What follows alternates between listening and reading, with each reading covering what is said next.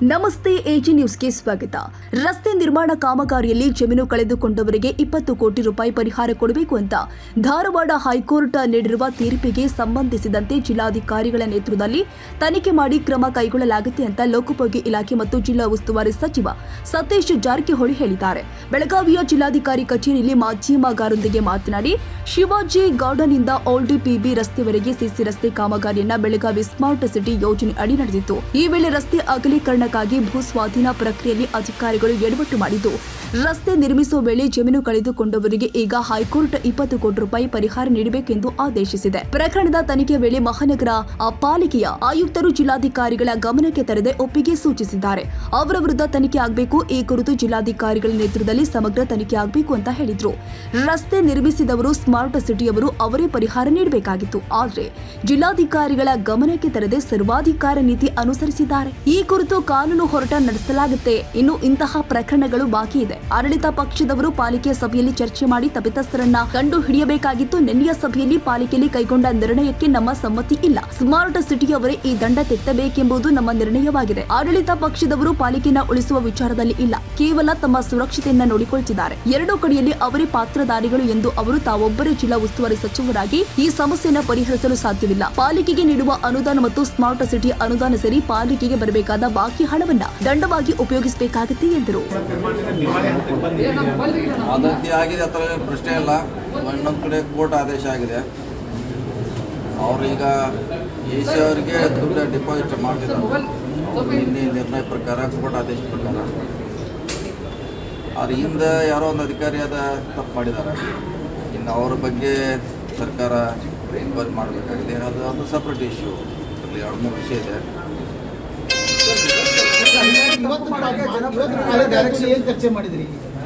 ಚರ್ಚೆ ಅಂದರೆ ಏನಾರು ಉಳಿಸ್ಲಿಕ್ಕೆ ಸಾಧ್ಯ ಇದೆಯಾ? ಯಾಕಂದರೆ ರೋಡ್ ಮಾಡಿದವರು ಸ್ಮಾರ್ಟ್ ಸಿಟಿ ಅವರು ಅದನ್ನು ಪೇಮೆಂಟ್ ಮಾಡಬೇಕಾಗಿತ್ತು ಅಕ್ವಿಷನ್ದು.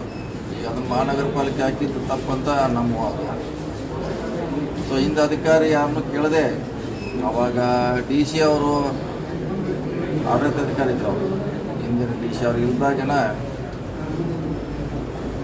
ಜಗದೀಶ್ ಅನ್ನೋ ಕಮಿಷನರ್ ಯಾರು ಕೇಳದೆ ತಾನೇ ಸರ್ಕಾರಕ್ಕೆ ಪ್ರಪೋಸಲ್ ಕಳಿಸಿ ಇಷ್ಟು ದುಡ್ಡು ಕೊಡಬೇಕಾಗಿದೆ, ನಾವು ಕೊಡ್ತೀವಿ ಅಂತ. ಸೊ ಅಲ್ಲಿ ತಪ್ಪು ಮಾಡಿದ್ದಾರೆ. ಆದರೆ ಈಗ ಅದೆಲ್ಲ ಪ್ರೊಸೆಸ್ ಆಗಿ ಸರ್ಕಾರ ಅದಕ್ಕೆ ಅನುಮತಿ ಕೊಟ್ಟು ಕೋರ್ಟ್ನಲ್ಲಿ ಹೋಗಿ ಅಫಿಡವಿಟ್ ಮಾಡಿ ಹಾಗಿದ್ರೆ ಕೋರ್ಟ್ನಲ್ಲಿ ರೆಕಾರ್ಡ್ ಆಗಿದೆ. ಈಗ ನೀವಾಗ ಕೊಡ್ತಾ ಇದ್ರೆ ಈಗ ಯಾಕೆ ಕೊಡ್ತಲ್ಲ ನಾವು ವಾದ ಕೋರ್ಟ್ನಲ್ಲಿ. ಅದಕ್ಕೆ ಈಗ ಡಿಪಾಸಿಟ್ ಮಾಡ್ತಿದ್ದಾರೆ ಕಾರ್ಪೊರೇಷನಿಂದ. ಆದರೆ ಅಧಿಕಾರಿ ಮ್ಯಾಗ ಮಾತ್ರ ಶಿಕ್ಷೆ ಆಗಲೇಬೇಕು. ಯಾರು ಕೋರ್ಟಿಂದ 8 ವಾರ ಗಡುವು ಕೊಟ್ಟಿದ್ದು ಸರ್. ಕೋರ್ಟಲ್ಲಿ ವಿಚಾರಣೆ ನಡೆದು ಏಕಾಏಕ ಆಗಿಲ್ಲ ಸರ್. ಅಲ್ಲಿ 8 ವಾರ ಗಡುವು ಕೊಟ್ಟಾಗ ನಿಮ್ಗೆ ಯಾರು ಅದು ಕಾನೂನು ವಿಭಾಗದವ್ರು ಯಾರು ಹಾಜರಾಗಿಲ್ಲ. ಹಾಜರಾಗಿದ್ದಾರೆ. ಅದು ಹೆಂಗೆ ಬೇಕಾ ಹಂಗೆ ಬರೆದು ಕೊಟ್ಟಿದ್ರಟ. ಹಾಜರಾಗ್ಯಾರ ಏನಿಲ್ಲ. ತಮಗೆ ಹೆಂಗೆ ಬೇಕೆ ರಾಜಕೀಯ ಒತ್ತಡದಿಂದ ಹೆಂಗೆ ಬೇಕಾ ಹಂಗೆ ಬರೆಸಿ ಕೊಟ್ಟಿದ್ದಾರೆ ಇವರು. ಅದು ಇನ್ನೇನು ಮಾಡ್ಲಿಕ್ಕಾಗಲ್ಲ. ಕೋರ್ಟ್ನಲ್ಲಿ ಇವರಾಗೆ ಬರೆದು ಕೊಟ್ಟ ಮ್ಯಾಗ ಕೋರ್ಟ್ ಏನು ನೀವೇ ಬರೆದು ಕೊಟ್ರಿ ಕೊಡಂತಾರ ಅವ್ರು ಅಷ್ಟೇ. ಇನ್ನೂ ಟೋಟಲ್ ಇನ್ನು 6 ಕೇಸು ಕಂಟೆಂಪ್ಟ್ ಬಾಕಿ ಇದೆ. ಇನ್ನೂ 6 ಕೋಟಿ. ಅದಕ್ಕೂ ಸದ್ಯಕ್ಕೆ 27 ಕೋಟಿ ಇದೆ. ಅಂದ್ರೆ ಪೂರ್ತಿ ಜೀರೋ ಆಗಿದೆ. ಅಲ್ಲ ಈ ಪರಿಸ್ಥಿತಿ ಅದ್ರ ಮುಂದೆ ಹೆಂಗೆ ಸರ್? ಜನರ ತೆರಿಗೆ ಹಣ ಕೊಡಬೇಕಾದ್ರೆ ಅಲ್ಲಿ ಇದ್ದವರು ನಿನ್ನೆ ಅವ್ರು ಕೂಡ ಅದ್ರ ಬಗ್ಗೆ ಚರ್ಚೆ ಮಾಡಬೇಕಾಗಿತ್ತು. ಯಾರು ನಿನ್ನೆ ಆಡಳಿತ ಪಕ್ಷದವರು ಅವರು ಕೂಡ ಯಾರು ತಪ್ಪು ಮಾಡಿದಾರೆ ಅದನ್ನು ಕಂಡುಹಿಡಿಯಬೇಕಲ್ಲ. ದುಡ್ಡು ಕೊಡೋದು ಬೇರೆ. ಹಿಂದೆ ಕೂಡ ಒಬ್ಬರೇ ನಿರ್ಧಾರ ಮಾಡಿದ್ದಾರೆ ಕಮಿಷನರ್ ಅವರು. ಸೊ DC ಅವ್ರ ಗಮನಕ್ಕೆ ಕೂಡ ಬಂದಿಲ್ಲ ಅದು. ಸೊ ಈಗ ಭಾಳ ಸಮಸ್ಯೆ ಇದೆ. ಈಗಂತೂ ಡಿಪಾಸಿಟ್ ಮಾಡ್ತಿದ್ದಾರೆ ಅವರು.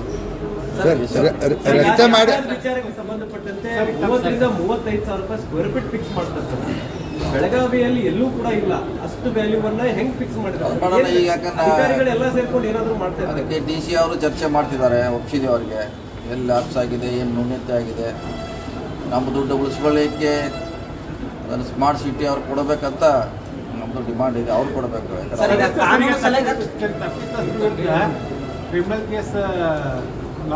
ಇಲ್ಲೆಲ್ಲ ಕ್ರಿಮಿನಲ್ ಕೇಸ್ ಇಲ್ಲ. ಮೊದಲು ಅದು ಏನು ಮಾಡಿದ್ದಾರೆ ಅಂತ ಚೆಕ್ ಮಾಡೋಣ. ಅವನ ಮ್ಯಾಗಂತೆ ಎನ್ಕ್ವೈರಿ ಆಗಲೇಬೇಕು. ಯಾಕಂದರೆ ಯಾರಿಗೂ ಗಮನಕ್ಕಿಲ್ಲದೆ ಸ್ವಂತ ಒಬ್ಬ ಅಧಿಕಾರಿ ಇಷ್ಟು ದೊಡ್ಡ ನಿರ್ಧಾರ ತೆಗೆದುಕೊಳ್ಳೋದಕ್ಕೂ ಸಾಧ್ಯ ಇಲ್ಲ. ತೊಗೊಂಡಾರ.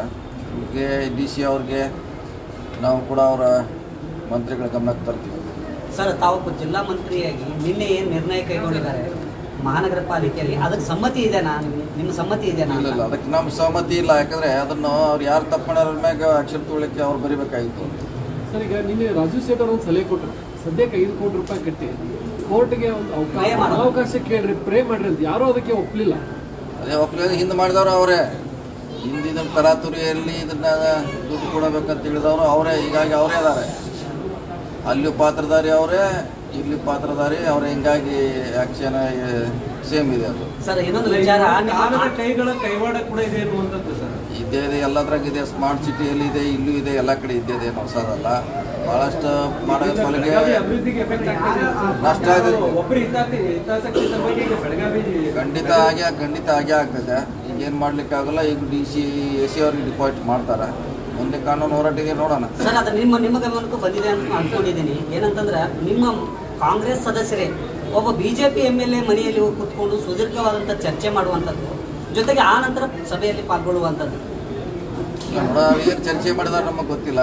ಈಗ ನಮ್ಮ ಶಾಸಕರ ಅದ್ರ ಬಗ್ಗೆ ಅಬ್ಜೆಕ್ಷನ್ ಮಾಡಿದ್ದಾರೆ.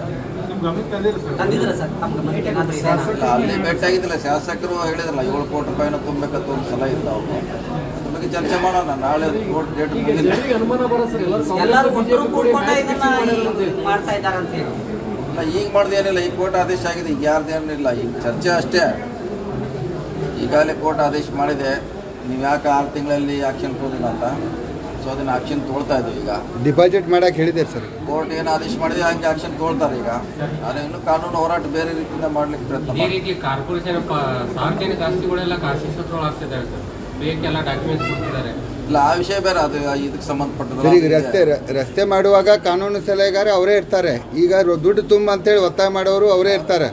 ಈಗ ಅದೇನು ಕಾನೂನು ಸಲಹೆಗಾರರ ಮಾಡಿದ ತಪ್ಪಿನಿಂದ ಇಷ್ಟೆಲ್ಲ 20 ಕೋಟಿ ಬರ್ಸುವಂತ. ಅದಕ್ಕೆಲ್ಲ ಒಂದು ಸಮಗ್ರ ತನಿಖೆ ಆಗಬೇಕು. ಅಲ್ಲಿ ಕಾನೂನು ಸಲಹೆಗಾರರು ಬಗ್ಗೆ ತನಿಖೆ ಆಗಬೇಕು. ಮಾಡಿಸ್ತೀರಾ? ತನಿಖೆ ಮಾಡಿಸ್ತೀರಾ? ಹಿಂದಿನ ಕಮಿಷನರ್ ಅವ್ರ ಮೇಲೆ ತನಿಖೆ ಆಗಬೇಕು. ಯಾಕಂದ್ರೆ ಈಗ ನೋಡಿ ನಾವು ಫೈಲ್ನಲ್ಲಿ ಅವ್ರ ಜಿಲ್ಲಾಧಿಕಾರಿಗಳಿಗೆ ಎಲ್ಲಿ ಗಮನಕ್ಕೆ ತಂದಿಲ್ಲ. ಯಾಕಂದ್ರೆ ಅವಾಗ ಅದ್ರ ಹೆಡ್ ಅವರೇ ಇದ್ರು, ಅಡ್ಮಿನಿಸ್ಟ್ರೇಟರ್ಸ್. ಸೊ ಹಿಂಗಾಗಿ ಇದು ಅವ್ರ ಮೇಲೆ ತನಿಖೆ ಆಗಲೇಬೇಕು. ಸರ್, ಈಗ ಈ ಅಧಿಕಾರಿಗಳು ಮಾಡಿದ್ದಷ್ಟೇ ತಪ್ಪಲ್ಲ, ಜನಪ್ರತಿನಿಧಿಗಳು ಸಹ ತಪ್ಪಿದೆ. ಕೆಲವೊಂದಿಷ್ಟು ಹಿಡನ್ ಅಜೆಂಡಾಗಳಿಂದ ಈ ರೀತಿ ಆಗ್ತಾ ಇದೆ ಅಂತ ಮಾತುಗಳು ಕೇಳಿ ಬರ್ತಾರೆ. ಏನು ಮಾಡ್ಲಿಕ್ಕೆ ಆಗೋಲ್ಲ. ಈಗ ಇದ್ದದ್ದು ಸರಿ ಮಾಡಿದಷ್ಟೇ ಎಲ್ಲ ಮಾಡ್ಲಿಕ್ಕೆ ಅಂತ ಹೋದ್ರೆ ಅದು ಹಂಗೆ ಹೋಗ್ತೈತೆ. ಏನು ಮಾಡ್ಲಿಕ್ಕೆ ಆಗೋಲ್ಲ. ಮತ್ತೆ ಇನ್ನೊಂದು GST ಅಮೌಂಟ್ ಸಹ ತುಂಬಿಲ್ಲ ಸರ್. 8 ಕೋಟಿ GST ಅಮೌಂಟ್ ಭರ್ತಿ ಮಾಡಬೇಕಾಗಿತ್ತು ಮಹಾನಗರ ಪಾಲಿಕೆ ಅವರು. ಇರ್ಬೋದು, ಯಾವ್ದಾರ ಬೇರೆ ಬೇರೆ ಕಾಮಗಾರಿ ಇರ್ಬೋದು. GST ಇರ್ಬೋದು, ಇಲ್ಲ ಅಂತ ಹೇಳಿ. ಅಲ್ಲ, 5 ಕೋಟಿ ಅಮೌಂಟ್ ಇತ್ತು. 3 ಕೋಟಿ ಬಡ್ಡಿ ಆಗಿದೆ ಸರ್. ಈಗ ಕಾರ್ಪೊರೇಷನ್ಗೆ ಬರಬೇಕಾದಂತ ಅನುದಾನ ಮಾತ್ರ ವಸೂಲಿ ಮಾಡ್ತಾ ಇಲ್ಲ. ಏಲಿನಿಂದ ಉಳ್ಕೊಂಡಿದೆ, ಹೆಸ್ಕಾಂದಿಂದ ಉಳ್ಕೊಂಡಿದೆ, ಸಾಕಷ್ಟು ಇಲಾಖೆಗಳಿಂದ ಕೂಡ ಬಹಳಷ್ಟಿದೆ. ಒಂದು 30% ಯಾವಾಗಲೂ ಡೆಫಿಸಿಟ್ ಆಗೇ ಆಗಿರ್ತಾರೆ. ಸರ್, ಈಗ ಇದೇ ರೀತಿ ಅದನ್ನು ವಸೂಲಿ ಮಾಡಕ್ಕೆ ಏನು ಸರ್? ಈಗ ಅದನ್ನ ಅವ್ರು ಮಾಡ್ಬೇಕಲ್ಲ, ಕಾರ್ಪೊರೇಷನ್ ಅವ್ರು ಮಾಡ್ಬೇಕಾ? ಮಾಡ್ತಾ ಇಲ್ಲ. ಯಾರು ಇಂಟ್ರೆಸ್ಟ್ ತೋರಿಸ್ತಾ ಇಲ್ಲ. ಕಾರ್ಪೊರೇಷನ್ ಅವ್ರು ಮಾಡಬೇಕು. ಅಥವಾ ಹೆಂಗೆ ಸರ್? ಅವರು ದೊಡ್ಡ ದೊಡ್ಡ ಸಂಸ್ಥೆಗಳಿಂದ ಬಾಕಿ ಕಾರ್ಪೊರೇಷನ್ ಅವ್ರು ಮಾಡಬೇಕು. ಮಾಡೋದ್ರ ಸಮಸ್ಯೆ ಆಗಿದೆ. ಸರ್, ಈಗ ಮಹಾನಗರ ಪಾಲಿಕೆ ಒಟ್ಟಾರೆ ಉಳಿಸ್ಬೇಕಾಗಿದೆ ಸರ್. ಯಾಕಂತಂದ್ರೆ ಈಗಾಗಲೇ ಇಲ್ಲಿ ರಾಜು ಸೇಠ್ ಅವರು ಹೇಳಿದ್ರು 120 ಕೋಟಿಗೂ ಅಧಿಕ ಹಣ ನಾವು ಕಟ್ಟಬೇಕಾಗಿದೆ ಅಂತ ಹೇಳಿ. ಒಂದು ವೇಳೆ ಈಗ ಈ ಪ್ರಕರಣವನ್ನು ಮುಂದಿಟ್ಕೊಂಡು ಅವರು ನ್ಯಾಯಾಲಯಕ್ಕೆ ಹೋಗಿ ಅವರು ಇದು ತೊಗೊಂಡು ಬಂದ್ಬಿಟ್ರೆ ಅಂತಂದ್ರೆ ಆ ಕಟ್ಟಡ ಸಹಿತ ಮಾರ್ಕೊಂಡು ಹೋಗುವಂಥ ಪರಿಸ್ಥಿತಿ ಇದೆ. ಇದು ಸಾರ್ವಜನಿಕರ ದುಡ್ಡು. ಅದನ್ನು ಉಳಿಸ್ಲಿಕ್ಕೆ ಏನಾದರೂ ತಾವು ಜಿಲ್ಲಾ ಮಂತ್ರಿಯಾಗಿ ಏನಾದರೂ ದಿಟ್ಟ ನಿರ್ಧಾರ ಮಾಡ್ತೀವಿ. ಈಗ ಮೊದಲು ಜಗದೀಶ್ ಅವ್ರ ಮೇಲೆ ಎನ್ಕ್ವೈರಿ ಆಗಬೇಕು. ಸರ್, ಮಹಾನಗರ ಪಾಲಿಕೆ ಈಗ ಪ್ರತಿ ತಿಂಗಳು 8.5 ಕೋಟಿ ರೂಪಾಯಿ ಬೇಕಂತ ಸರ್. ಇಷ್ಟೆಲ್ಲ ದುಡ್ಡು ಕೊಡೋದು ಹೋದ್ರೆ ಏನು ಉಳಿಯಾಗಿಲ್ಲ. ಸಿಬ್ಬಂದಿ ಸ್ಟಾಫ್ ಪಗಾರ ಸಂಬಳ ಬರಲ್ಲ. ಏನು ಮಾಡ್ಲಿಕ್ಕೆ ನೋಡ್ರಿ, ಎಲ್ಲ ನನ್ನ ಕಡೆನೂ ಇಲ್ಲ, ಒಬ್ಬನ ಕಡೆ ಇಲ್ಲ. ನಮ್ಮ ಮಂತ್ರಿ ಆಗಿ ಜವಾಬ್ದಾರಿ ನೀವು ವಿಶೇಷ ಅನುದಾನ ಪ್ರಯತ್ನ ಉಳಿಸೋ ಪ್ರಯತ್ನ ಮಾಡ್ತೀವಿ. ಏನು ವಿಶೇಷ ಇಲ್ಲ. ಅವರೇ ಜನರೇಟ್ ಮಾಡ್ಕೋಬೇಕು. ಎಷ್ಟು ಕೊಡೋರು ನೀವು ವಿಶೇಷ ಅನುದಾನ? ಈಗ 100 crore ಕೊಡ್ತಾ ಇದ್ದೀವಿ. ಸ್ಮಾರ್ಟ್ ಸಿಟಿಯಿಂದ ದುಡ್ಡು ಬಂದಿದೆ. 15 ಹಣಕಾಸಿನಲ್ಲಿ ಬರ್ತಾ ಇದೆ. ಎಕ್ಸ್ಟ್ರಾ ದುಡ್ಡು ಬರ್ತಾ ಇಲ್ಲ, ಸಾಕಷ್ಟು ಕೊಡ್ತಾ ಇದ್ದೀವಿ. ಈಗ ಇನ್ನೊಂದು ಆತಂಕ ಏನಂದ್ರೆ ಸರ್, ದುಬೈ ರೇಟ್ನಲ್ಲಿ ಈಗ ಒಬ್ಬರಿಗೆ ಪರಿಹಾರ ಕೊಟ್ಟರೆ ಅದ ತೀರ್ಪು ಇಟ್ಕೊಂಡು ಬೇರೆದವ್ರು ಕೇಳ್ತಾರೆ. ಒಬ್ಬರಿಗೆ ನೀವು ತುಪ್ಪ ರೊಟ್ಟಿ ಕೊಟ್ಟು ಬೇರೆದವ್ರಿಗೆ ಕಟಕ್ ರೊಟ್ಟಿ ಕೊಟ್ಟರೆ ಅವ್ರು ಯಾಕೆ ಕಪ್ಕೊಂಡಿರ್ತಾರೆ ಸರ್? ಅದು DC ಅವರಿಲ್ಲ. ಅದಕ್ಕೆ ಈಗಾಗಲೇ ಅವರು ಒಂದು ಕಮಿಟಿ ಮಾಡಿದ್ದಾರೆ, ಚರ್ಚೆ ಮಾಡ್ತಿದ್ದಾರೆ ರೇಟ್ ಬಗ್ಗೆ. ನಾವೇನು ಸಂಬಂಧ ಇದೆಯಾ ಈ ರಸ್ತೆಗೆ ದುಡ್ಡು ಕೊಡಲಿಕ್ಕೆ, ಇವೆಲ್ಲ ಚರ್ಚೆ ಮಾಡಲಿಕ್ಕೆ DC ಅವರು ಎನ್ಕ್ವೈರಿ ಮಾಡಿದ್ದಾರೆ. ಮಾಡಿದ ಮೇಲೆ ನಿನ್ನೆ ಸುದೀರ್ 10 ಗಂಟೆ 10 ತಾಸು ಚರ್ಚೆ ಆಯ್ತು. ಎಲ್ಲಿ ಕೂಡ ಹಿಂದಿನ ಅಧಿಕಾರಿಗಳು ಮಾಡಿದ ಲೋಪಗಳ ಬಗ್ಗೆ ಯಾರು ಮಾತಾಡಲಿಲ್ಲ. ಬರೀ 20 ಕೋಟಿ ಕೊಡಬೇಕು ಅನ್ನೋ ವಿಚಾರ ಮಾತ್ರ ಅಧಿಕಾರಿಗಳಲ್ಲಿರುವಂಥ ಪ್ರಯತ್ನ ಸರ್. ಬಾಕಿ ಹಿಂದೆ ಇದ್ದಾಗೂ ಅವರೇ ಇದ್ರ. ಅದನ್ನೇ ಇಲ್ಲ, ಇಬ್ಬರು ಪಾತ್ರಧಾರಿ ಒಬ್ಬರೇ ಇದ್ದಾರೆ. ನಂದೇ ಅದು ಸೇಮ್. ಇಲ್ಲಿಯೂ ಅದನ್ನ ಹೇಳ್ಬೇಕು, ಇವು ಅದನ್ನ ಹೇಳ್ತಿದ್ದಾರೆ. ಈಗ ನಾಳೆ ಕೋರ್ಟ್ ಮುಂದೆ ನಾಳೆ ಮುಗಿದ ಮ್ಯಾಗ ಅದಕ್ಕೆ ಲೀಗಲ್ ಆಗಿ ಇಲ್ಲ ಪಾಲಿಕೆಗೆ ಯಾರ್ದು ಅಭಯನೇ ಇಲ್ಲ ಅಂದಂಗೆ ಇಲ್ಲ ವಿರೋಧ ಪಕ್ಷನೂ ಕೂಡ ನೀನು ಸೈಲೆಂಟ್ ಆಗಿತ್ತು. ಯಾವ ರೀತಿಯಾಗಿ ಅದನ್ನ ವಿರೋಧ ಮಾಡಬೇಕಾಗಿತ್ತು, ಮಾಡಲಿಲ್ಲ. ಏನೋ ಅಡ್ಜಸ್ಟ್ಮೆಂಟ್ ಆಗಿದ್ದಾರೆ ಅವ್ರ ಜೋಡಿ. ಏನ್ ಮಾಡ್ಲಿಕ್ಕಾಗಲ್ಲ, 12 ಜನ 13 ಜನ ನಾವೇನ್ ಮಾಡ್ಲಿಕ್ಕಾಗಲ್ಲ. ಅವರು ಆಲ್ರೆಡಿ ರೆಡಿಯಾಗಿ ಬಂದು ಕೂತಿದ್ದಾರೆ, ಪಾಸ್ ಮಾಡಿದ್ದಾರೆ, ಏನ್ ಮಾಡ್ಲಿಕ್ಕಾಗಲ್ಲ. ಸರ್, ಬೆಳಗಾವಿ ಮಹಾನಗರದಲ್ಲಿ ಹೈಯೆಸ್ಟ್ ಆಗಿರೋ ಒಂದು ಹನುಮಾನ್ ನಗರಲ್ಲಿ 22,000 ಸ್ಕ್ವೇರ್ ಫೀಟ್ ಇದೆ. ಬಟ್ ಈಗ ಕೊಟ್ಟಿರೋಂಥ ಕಮಿಷನ್ 35,000 ಸ್ಕ್ವೇರ್ ಫೀಟ್ ಇದೆ. ನೋಡ್ತಾ ಅದ್ರ ಬಗ್ಗೆ ಅದೇ ಚರ್ಚೆ ಮಾಡ್ತೀವಿ ಸರ್. ಟೈಮ್ ಬೇಕು ಅದಕ್ಕೆ. ಕಮಿಟಿ ಮಾಡಿ ಚರ್ಚೆ ಮಾಡ್ತೀವಿ. ಯಾಕಂದ್ರೆ ಇನ್ನೂ 5-6 ಇಂಥ ಬೇರೆ ಕೇಸ್ ಇದೆ, ತಳಕವಾಡಿ ಭಾಗದಲ್ಲಿ ಕೂಡ ಇದೆ. ಇದೇ ವಿಚಾರವಾಗಿ 8 ವಾರಗಳ ಗಡುವು ಕೊಟ್ಟರು ಕೂಡ ಅಲ್ಲಿ ಇರ್ತಕ್ಕಂಥ ಏನು ಯಾರೋ ಒಬ್ಬರು ಕೂಡ ರೆಸ್ಪಾನ್ಸ್ ಮಾಡೋದಿಲ್ಲ, ಎಲ್ಲ ಇದ್ದಾರೆ. ಅವ್ರೇನು ಅಲರ್ಟ್ ಇದ್ದಾರೆ, ತುಂಬುವಲ್ಲಿ ಅಲರ್ಟ್ ಇದ್ದಾರೆ.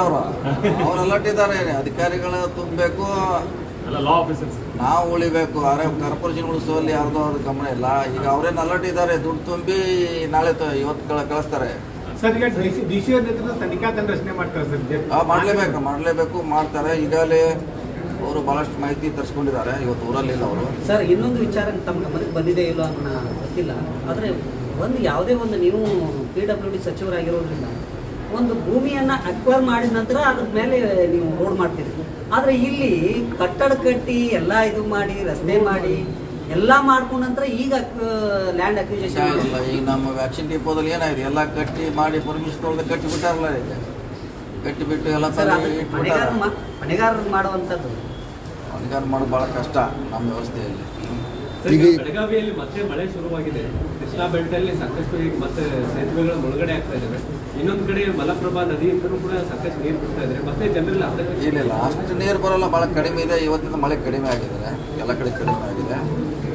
ಏನಂತ ಭಾಳ ಅಪಾಯ ಮಟ್ಟದಲ್ಲಿ ಏನಿಲ್ಲ ಯಾವುದೇ ನದಿಗಳ ಕಡಿಮೆ. ಪರಿಹಾರದ ವಿಚಾರಕ್ಕೆ ಇನ್ನೂ ಬಂದಿಲ್ಲ ಅನ್ನುವಂಥದ್ದು ರೈತರು. ಪರಿಹಾರ ಯಾಕಂದ್ರೆ ಅದು ಮುಳುಗಡೆ ಆಗೋದ್ರಿಂದ ಪರಿಹಾರ ಸರ್ವೆ ಮಾಡ್ಲಿಕ್ಕೆ ಆಗ್ತಾರೆ.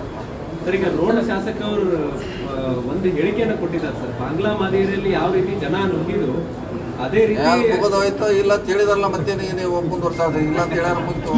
ನಾವು ಸುವರ್ಣದಲ್ಲಿ ಹೇಳಿದ್ವಿ, ಇಲ್ಲ ಅಂದ್ರೆ ಇಲ್ಲಿ ಕ್ಲೋಸ್. ಇವತ್ತು ಮಾತಾಡಿರುವಂತ ಇವತ್ತಿಲ್ಲ ಮಾತಾಡೋದು. ಮೊನ್ನೆ ಮಂಗಳೂರಲ್ಲಿ ಸ್ಟ್ರೈಕ್ ಇದ್ದಾಗ ಹೇಳಿದ್ದ ಅದು.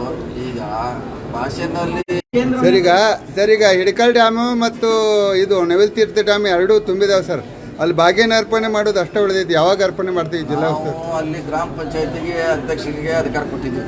ಇಲ್ಲ, ಜಿಲ್ಲಾ ಉಸ್ತುವಾರಿ ಸಚಿವರೆಲ್ಲ ಮಾಡ್ಬೇಕಂತಿದೆ ಸರ್. ಅದು ನೀವೇ ಮಾಡ್ಬೇಕನ್ನುವಂಥ ಸಂಪ್ರದಾಯ ಸರ್. ಅದು ಸಂಪ್ರದಾಯ ಇರ್ಬೋದು. ನಾ ಅಧಿಕಾರ ಗ್ರಾಮ ಪಂಚಾಯತಿ ಅಧ್ಯಕ್ಷರಿಗೆ ಕೊಟ್ಟಿದ್ದೀನಿ. ಸರ್, 31ನೇ ತಾರೀಕಿಗೆ ರಾಜ್ಯ ಭವನ ಚಲೋ ಅಂತ DK ಶಿವಕುಮಾರ್ ಕರೆ ಕೊಟ್ಟಿದ್ದಾರೆ. ಯಾವ ರೀತಿ ಇರುತ್ತೆ ಎಲ್ಲ ಅವ್ರು ತಯಾರಿ ಮಾಡಿದ್ದಾರೆ. ಶಾಸಕರು ಮಂತ್ರಿಗಳು ಹೋಗ್ಬೇಕಂತ ನಾವು ಕೂಡ ಅದರಲ್ಲಿ ಭಾಗವಹಿಸ್ತಾರೆ. ವಿಜೇಂದ್ರ ಅವರು ಒಂದು ಮಾತು ಹೇಳಿದ್ರು ಸರ್, ಯಾವುದೇ ಕ್ಷಣದಲ್ಲೂ ಸಿದ್ದರಾಮಯ್ಯ ಅವರು ರಾಜೀನಾಮೆ ಕೊಡ್ಬೋದು ಅಂತ ದೆಹಲಿಯಲ್ಲಿ ನಿನ್ನೆ ಹೇಳಿದ್ದಾರೆ ಸರ್. ಆಧಾರ ಬೆಳವಣಿಗೆ ಆಗ್ತಾ ಇದೆ. ಕೊಡೋದಿಲ್ಲ ಅಂತ ನಾವು ಹೇಳಿರಲ್ಲ. ನಿನ್ನೆ ಹೇಳಿದ್ದಾರೆ ಕೊಡ್ತಾರೆ ಅಂತ ಹೇಳಿ ನಾವು ಕೊಡೋದಿಲ್ಲ ಅಂತ ಹೇಳಿದ್ವಿ.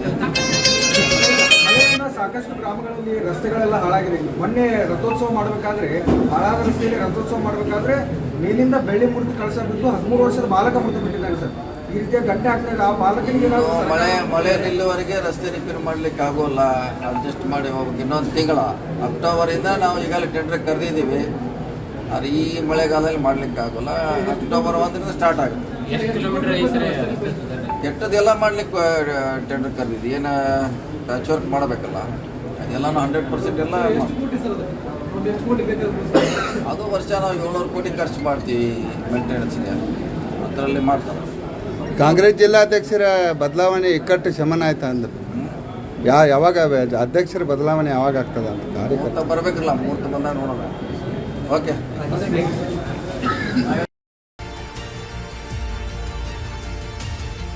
ತಾಜಾ ಸುದ್ದಿಗಾಗಿ AJ News 24/7ಗೆ ಸಬ್ಸ್ಕ್ರೈಬ್ ಮಾಡಿ ಮತ್ತು ಬೆಲ್ ಐಕಾನ್ ಒತ್ತಿ ತಪ್ಪದೇ ಲಿಂಕ್ ಶೇರ್ ಮಾಡಿ.